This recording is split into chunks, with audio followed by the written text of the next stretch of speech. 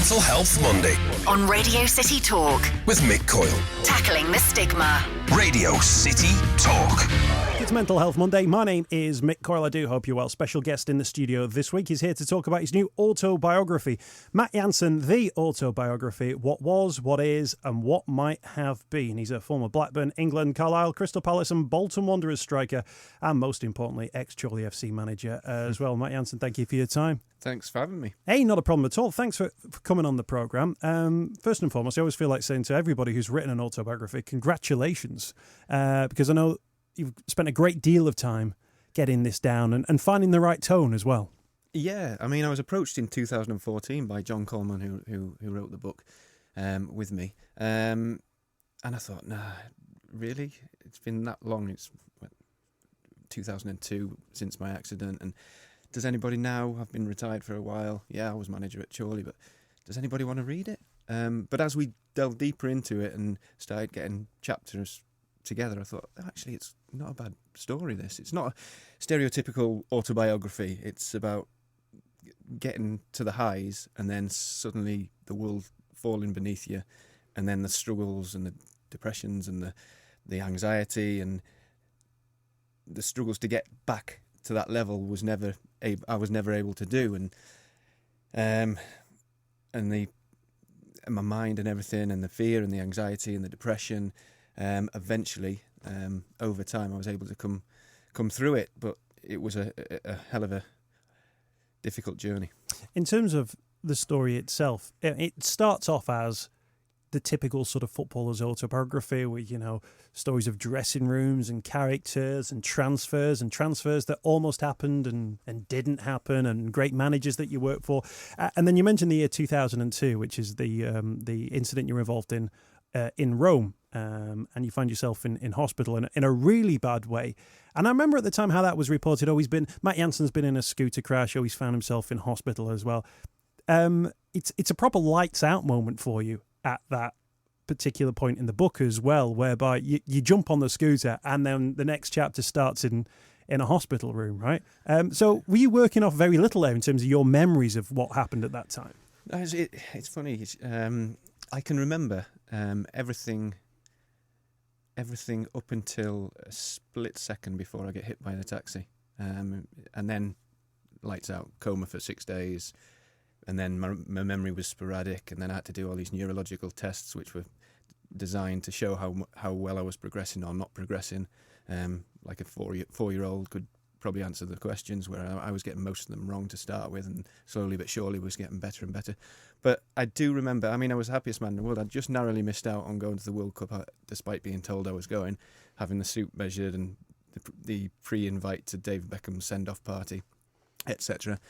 Only to find out that I was in the 11th hour, a change of heart, and they decided to take Martin Keown instead of myself.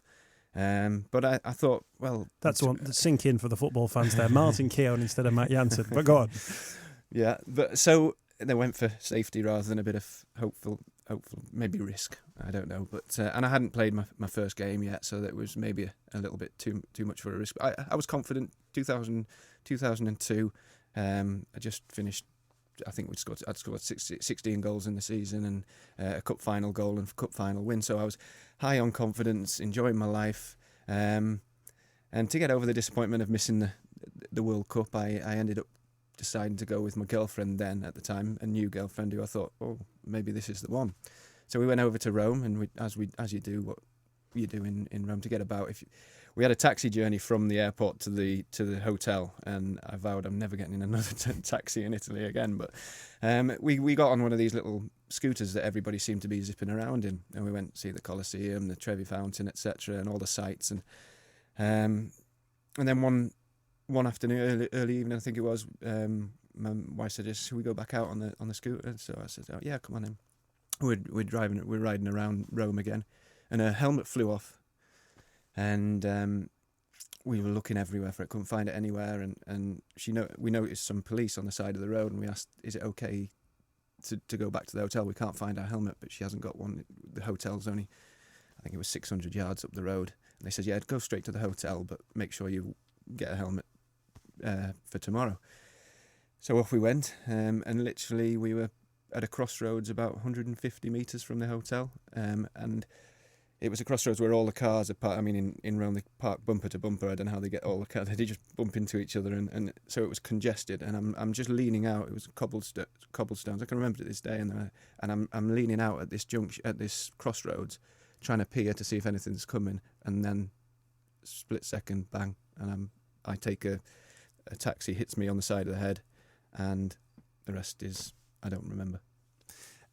Which in and of itself is horrendous incident to be involved in, but at the same time you're a professional footballer, and we hear about players getting injured and picking up knocks, and maybe they're out for a period of time. I even remember at the time that people were going, oh, he's been involved in this, and we were straight away, the media talking about it of, oh, it could be certain periods of time out, but that was almost life or death, right?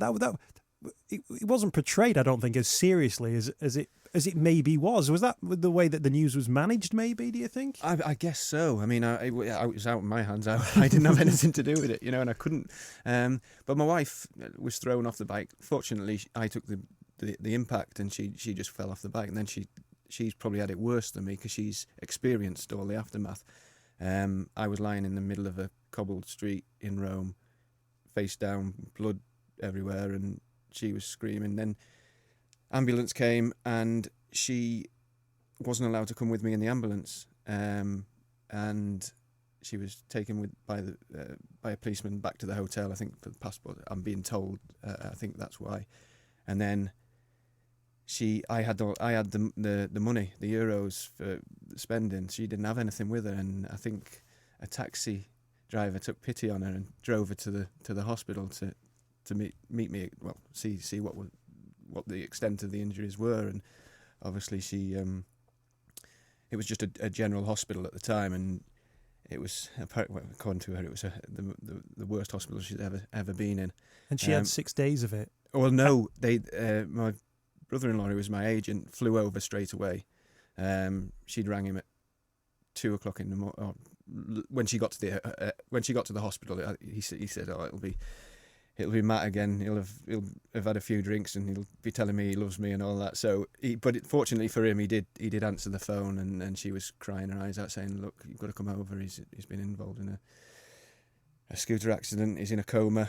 Can you please come and help?" So he flew on the next flight over, and they got me to a better hospital apparently. You went back there recently. I was there on Wednesday with Oliver Kay. The most surreal experience ever. Went to the hotel that we stayed at, and he says, well, "I'd like to get a shot of where the actual accident took place." And I think, okay. Well. So we're walking around. I said, "I should be able to find it. It's only 150 metres from the hotel, maximum 200 metres." So we're walking around. I say, "It looks a bit like this, but it's not. I'm sure." So, and we kept on walking around, burnt so many calories, it was so hot. But I couldn't find it for the life of me. And I said, well, Oliver seemed a little bit disappointed with that. We ended up saying, I said to him, should we go to the scooter shop where we hired the scooter, because that was just up the road, and I knew the name of it. So we went there, and an Italian guy came out, Jansen? Oh. And he'd remembered me from over 17 years. Accident. You hired 250 scooter. His Italian his English wasn't great, but he recognised me, and Oliver just thought, wow, this is incredible. And asked, "Do you know where the accident took place?" And he said, "Yeah." And he walked us back to a spot which I thought, that can't be there, because I got hit from the right, and it had gone into a different one-way system. But apparently in 2002, maybe after the accident, they changed it because of the accident to a one-way system. So it was the spot that we thought it was, but because the traffic was going the other way around, I said it couldn't be. So he showed us this is where it was, and fortunately, Oliver got all his shots that he wanted, and wrote a fantastic article for The Athletic. Because the roads in Rome are at the Wild West, so the fact that you've got a legacy there of they've changed the one-way system. Have they called it Matt Jansen Way? Well, I don't know. It's just a crazy. I mean, the traffic in Rome is ridiculous. It's like toot your horn first. You get right away. It's crazy, and there's no lines on the road and cars parked everywhere. But no, I think, I mean, it's incredible that they ended up changing the roads to a one-way system. It's maybe safer, but unfortunately, it was after my accident rather than before it. In terms of your footballing career, do you see it as a black and white before the accident and after the accident? Well, I mean, I started at Carlisle, and you still have, I had doubts. Am I going to get into the first team? Once you get into the first team, you build your confidence up. Then suddenly you're getting touted about Newcastle after me, Man United, Crystal Palace. I end up going to Crystal Palace, do really well there, score in Premier League, and get offered a new contract. And then, due to finances, I was a saleable asset for Crystal Palace, so I ended. A number of other clubs were interested in me again to re-sign me, and I ended up going to Blackburn. Started doing well at Blackburn, and all this time my confidence is growing and growing and growing. Then I get into. And then I score in the cup final against Tottenham. We win the cup final, the Worthington League Cup final. Confidence is growing. And then I get a call up for England. Unfortunately, I miss out because of a bout of gastroenteritis. Then I get told I'm going to the World Cup. So I'm on top of the world. And then, narrowly miss out on the World Cup spot. But my time was coming, and I thought, well, I'm 24. My peak year's in front of me, and then bang in Rome, and I've got to pick myself up.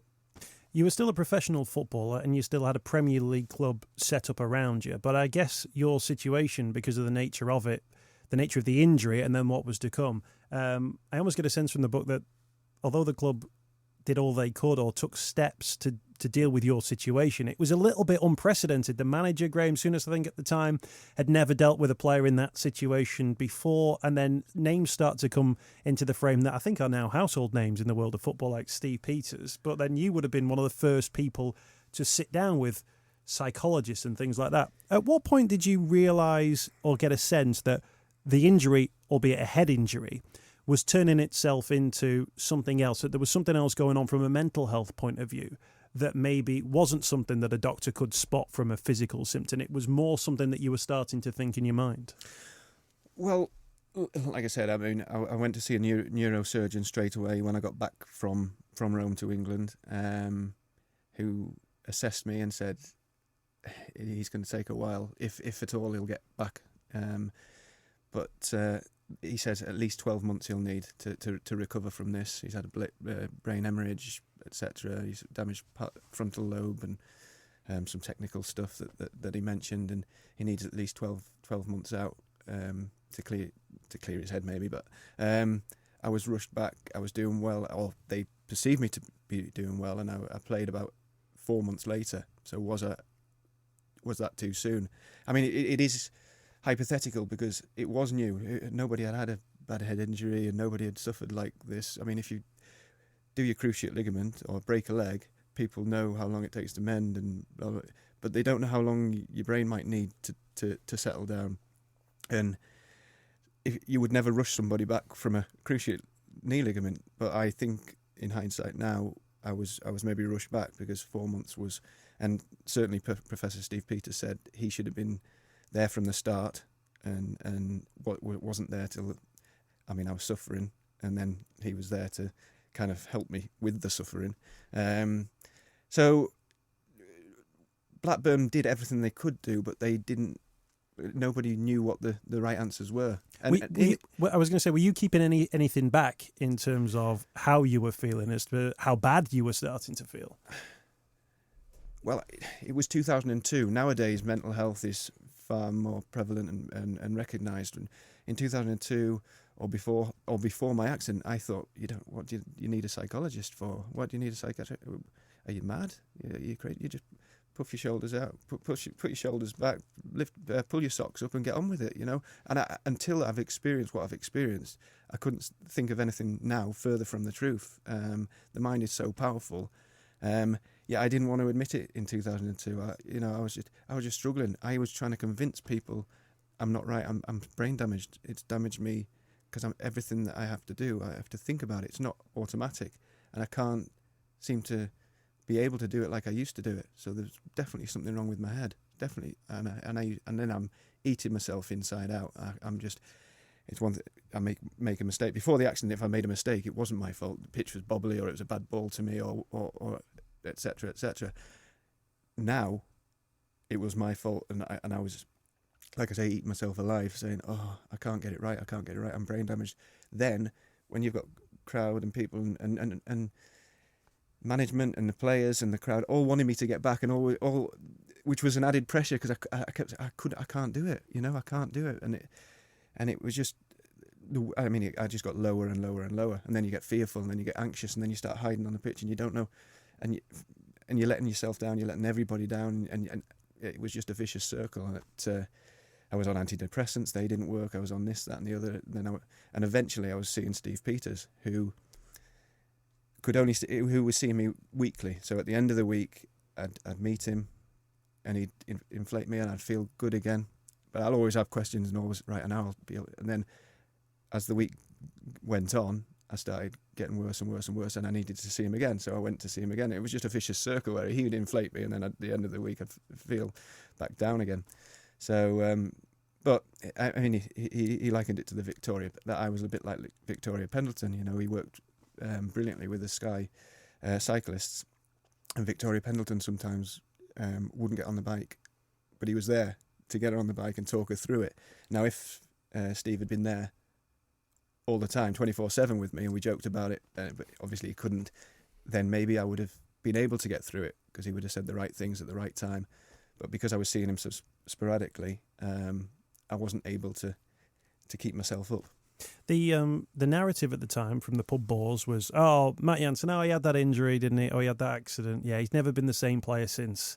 I don't think there was a sense of, what's happened to Matt Jansen? Matt Jansen, he's hopeless, or I think you'd started losing maybe your place in the team, and then people were going, why is Jansen not in the side? I don't think there was a sense from the public that things were as bad for you as you set out there. I think a lot of the public there was a great deal of almost goodwill towards you, hoping that you'd re-find that form and hoping that you'd be able to come back and do the business. Yeah, and I probably wasn't 100% honest with the media. You say, yeah, you might have an okay game. Yeah, I'm still building. I'm still trying to get my confidence back, and deep down, and then you'd go home and feel even worse, because you're living this life that you're acting all day. You're trying to put on a show or put on a face that isn't real. And I get home and I was, I'd convinced myself that I couldn't do it. Yeah, I was just going in every morning. It was like Groundhog Day, going in every morning, putting on this front and saying that, yeah, I'm still working on it. I didn't want to give up, but I just couldn't get out of it. I think I was working at a station called Rock FM in Preston at the time, and you came to do an interview with me. Would have been 2004, maybe, and it was half price season tickets or something like that at Blackburn Rovers, and we had a conversation, and we had that conversation of, so you had that bad accident, yeah, I'm hoping to get back, and then we'll be fitting up and running. And at the time, I saw nothing more to it than that. But then it was a different era back then that I wasn't going to say to you, but are you okay, Matt? Is there anything, help-wise that you need? Are you speaking to all the right people? Because we would presume that as professional athletes, that of course you're speaking to the right people, but there was a different thing going on.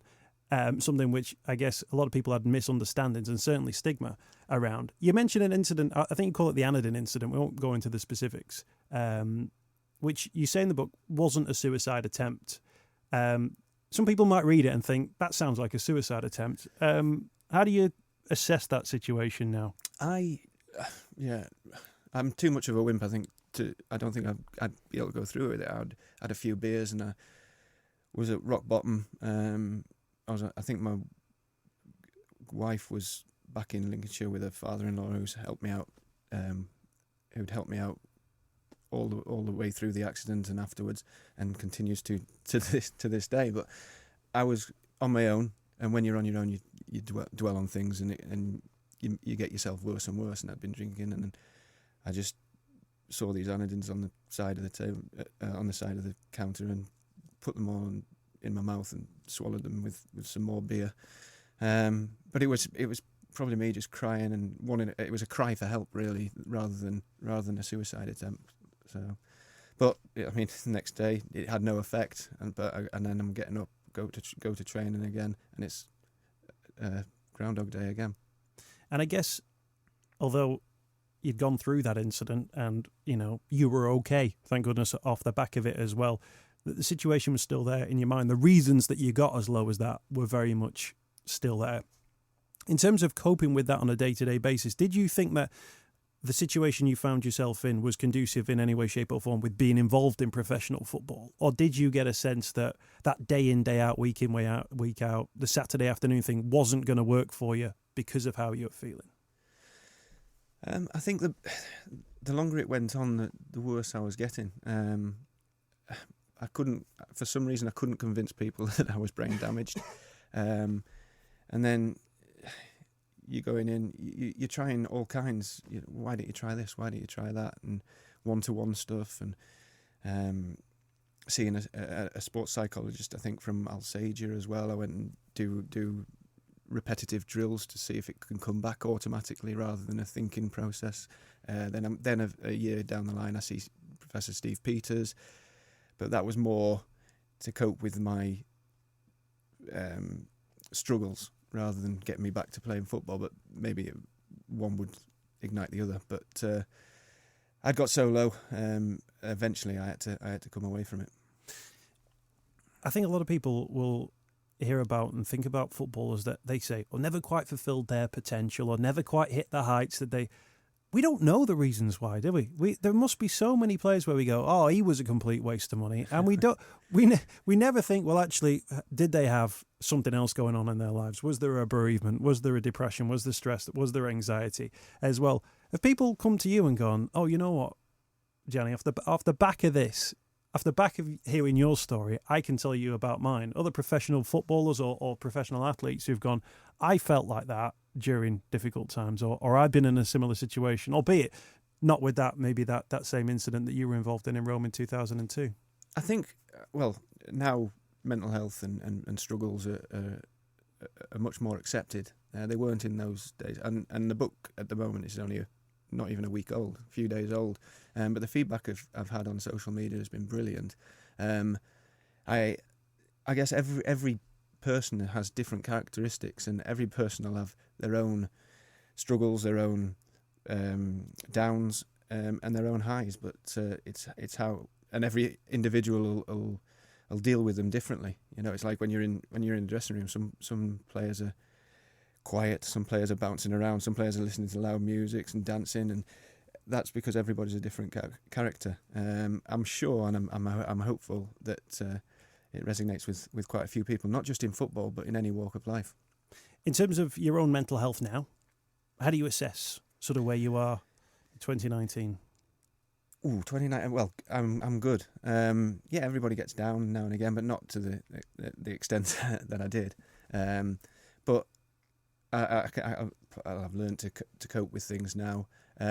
When I came out of football, I thought, that's it. I'm done. Grass is always greener on the other side, and I don't have to worry about it. I won't have that anxiety level, and I'll feel brilliant.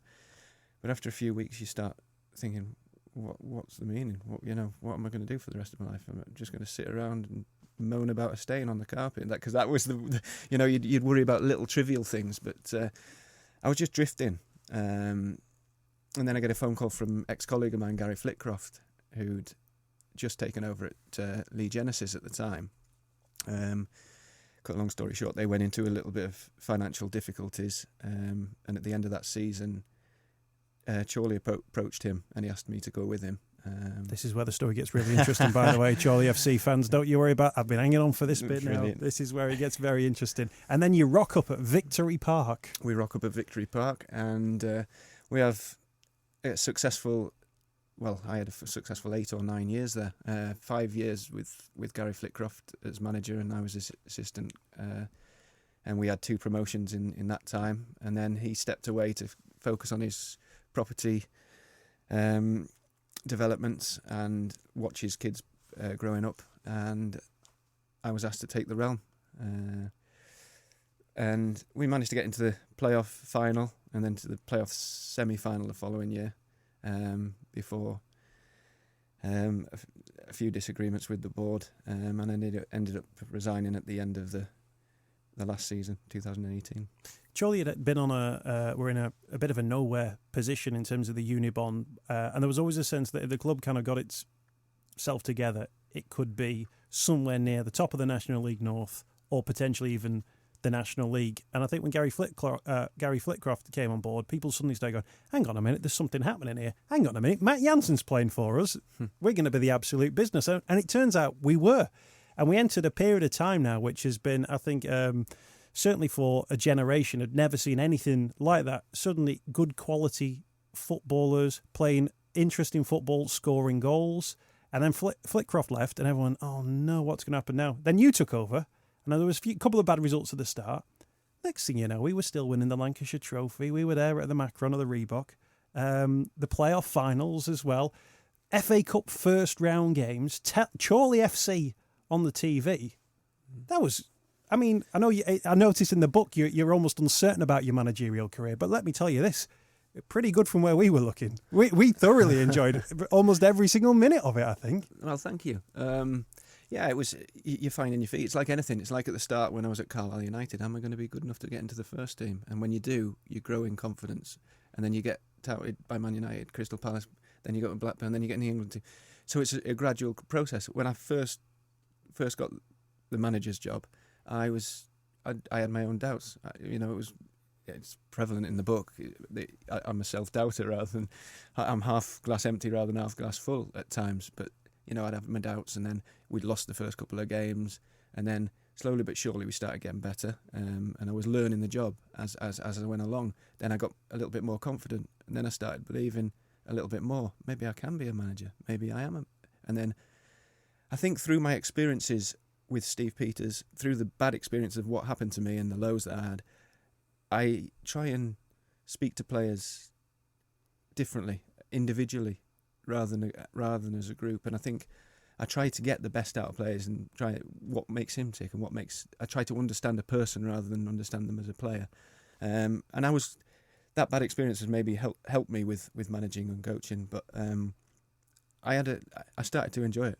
At the start, you don't when you're losing, and then fans were brilliant. The fans were growing, and it just got better and better. And unfortunately, I stepped down at the end of 2018, I think it was, but I felt that I was getting the team better and better and better. And then Jamie, my assistant at the time, took over, and I was closely watching them and delighted when they got promoted into the National League. Yeah, the less said about performances this season, the better. But we'll move on at this particular moment. With that in mind, Matt, and I got a sense very much from reading the book that you always thought about yourself as being a footballer and about how you could get back to being a footballer. But you just hinted at it there, that when you speak to players now, viewing it from a manager, you're looking at them as human beings, as people. Is that something that you've sort of got your head around now, that instead of defining ourselves by our jobs or what we want to do or hope to do, we think about each other as human beings with human emotions and human responses to situations? Well, that's right. I mean, starting out 16, 17, 18 at Carlisle, if you'd have said you need to see a psychologist or psychology in sport will be massive, I'd have told you that's rubbish, And now it couldn't be further from the truth. The mind is so powerful, and we are all individual. We all struggle at times. We all struggle. Some struggle more than others. Some need an arm around them. Some need a bit of a rollicking. Some need to toe the line. Some don't. Some are free spirits. Some people are nervous. Some people are less nervous. And we're all different. And if you can tap into what makes each individual tick the best, you're obviously going to be a little bit more successful. Should all football clubs have their designated psychologist? I believe so. I mean, it's no coincidence. I mean, America are ahead of us still. I think Tiger Woods had a sports psychologist from the age of 5 years old, or maybe even before, and it didn't do him badly, did it? But I think Sam Allardyce was one of the first. When I went there for a brief spell after leaving Blackburn, you were assigned to see every player saw sports psychologist twice a week, whether you wanted to or not. You just went and had a chat, and he was one of the first. He was ahead of most clubs in terms of looking from a psychological aspect. And in terms of the studies that are ongoing in regard to concussion within the game, is that something you've been invited to be part of? I know that's big in the United States with the NFL, and the PFA I know have got steps towards this, mainly focusing on players who've been heading the ball sort of back in the 1950s and 60s when the ball was very sort of different weight-wise. Rather than heading a taxi. Rather than that. But that idea of the impacts on concussion, not just physically but also mentally, is that something you'd be interested to look into? Yeah, definitely. I mean, I've watched the film Concussion, and I was trying to point it out to my father, and I look at this. Look, I mean, what have I got to look forward to in the future? And then shortly after that, Phil Batty, the club doctor at Blackburn, said, "You might want to have a look at this. Some research in Germany about head injuries." Yet when they were trying to get me back playing, "No, you're fine. Everything's fine." But now there's been obviously later research done into head injuries, and at the moment I'm fine. But it's something that is certainly huge in America, and they had that film Concussion, Will Smith, all about the impact of constant head bangs, like you say, in football it's heading the ball, but mine was a really big crash that resulted in a coma for 6 weeks. In terms of what you might do next, do you consider yourself, what's the Matt Jansen human being going to do first, as opposed to Matt Jansen football manager, pundit? Pundit. I'm not brilliant in front of the mic, as you can probably tell. Doing all right. Thank you. I don't know. At least I don't feel like I'm drifting. When I left Blackburn, thinking, yeah, that's it, done. I didn't have any direction, but then I went into management. When I went into coaching, did my coaching badges, went into management, left at the end of last season, and focused on getting the book out there.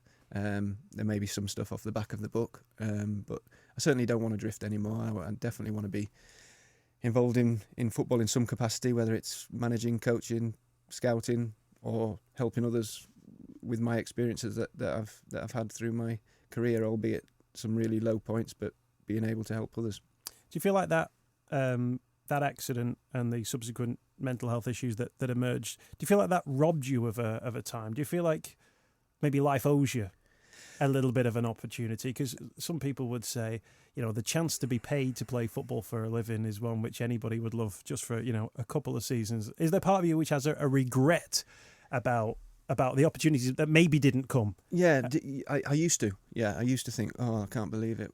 Why me? And blah, blah, blah. But then looking now, or looking a few years ago, I've got a wife who's healthy. I've got 3 brilliant kids who are all healthy. And, if it had gone in a different direction, there's so many sliding door parts of the book. If I hadn't had the accident, I was feeling invincible before the accident. Could I have grown too invincible and ended up having a worse accident, or getting into drink and drugs and having different problems in life? Would I have a settled family at home? I don't know. So you can't. It's all hypothetical. And I am glad. At my worst, I used to think, why me? Yes. And eat myself alive with it. But now I look back and I look at what I have got rather than what I could have had. Would you be open to conversations with footballers said, I could do with having a chat with somebody about how I'm feeling? Is that something that you'd be happy to do? Yeah, I've lived it. And there's no substitute for experience. Like I said, I would never have believed in psychologists and Steve Peters. But now, nothing's further from the truth. It's so powerful. The mind is so powerful. And if you can fix the mind, or if your mind's right, you're going to do a lot better in life. Matt, thank you for your time today. Thanks for sharing your story, your journey. The book is out now, the autobiography, What Was, What Is, What Might Have Been. Matt Jansen, the autobiography, and Matt Jansen, our guest on this week's Mental Health Monday. You're welcome back at Chorley FC anytime. Thank you very much. I don't know after what there's a couple of directors who get mentioned in the book. Maybe I don't think they're involved in the club anymore, actually. Really? But we shall see. It's been a pleasure watching your footballing career, but also watching your managerial career, because I saw it front row and it was pretty darn good, Matt. So we really appreciate your time sharing those stories. We wish you all the best with the book as well, which has been really warmly received as far as I can tell through social media, and will prove to be really popular as well. And a little bit of an antidote if you thought Michael Owens was a bit. Well, let's say less about that. Matt Jansen, thanks for your time. Thanks for joining us on the programme. Thanks so much. Mental Health Monday with Mick Coyle. Radio City Talk.